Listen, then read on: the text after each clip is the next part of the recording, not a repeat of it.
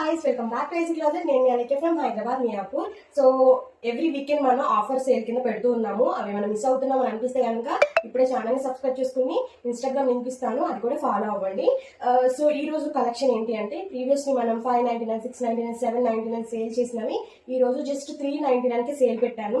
Previously అవి miss అయితే కనుక ఇప్పుడు బుక్ చేసుకోండి. ఫస్ట్ వన్ అయితే ఎక్కత్తండి, లైక్ మన 3 days మోడల్ అనమాట.